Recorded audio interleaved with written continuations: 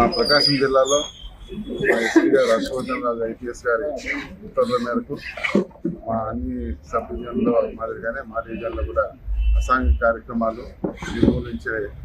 దాంట్లో భాగంగా మేము ఉచితంగా రైడ్ చేయడం కానీ కార్డులను సెర్చ్ చేయడం కానీ ఉచితంగా తనిఖీలు చేస్తున్నాం. అందులో భాగంగానే మాకు హెడ్ క్వార్టర్కు మాకు రాబడిన సమాచారం పైన నిన్న మేము దర్శిలో పెద్ద ఎత్తున బెట్టింగ్ ముఠాలు బాగా ఇంట్లో సెటప్ పెట్టుకొని బెట్టింగ్ ఆడుతున్నారు, క్రికెట్ బెట్టింగ్ నడుపుతున్నారని మాకు రాబడిన సమాచారం పైన మేము అద్దంకి సిఐ గారికి స్పెషల్గా ఉత్తర్వులు ఇచ్చి ఫలానా ప్లేస్లో అది దర్శి టౌన్లో ఉన్న ఒక 2వ అంతస్తులో ఒక రూమ్లో ఆడుతున్నారనే సమాచారం పైన అతనికి స్పెషల్గా రైడ్ చేయమని అద్దంకి సిఐకి మేము ఉత్తర్వులు ఇవ్వడం జరిగింది. ఆ ఉత్తర్వుల ప్రకారం అద్దంకి సిఐ గారు నిన్న సాయంత్రం 2వ అంతస్తులో ఉన్న రూమ్లో రైడ్ చేసి అక్కడ మొత్తం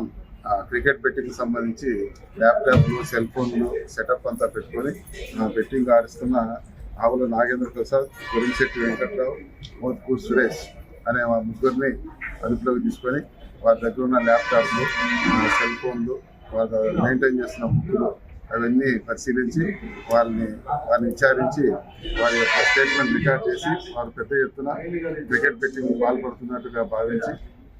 వాళ్ళని అదుపులోకి తీసుకొని వారిపైన మన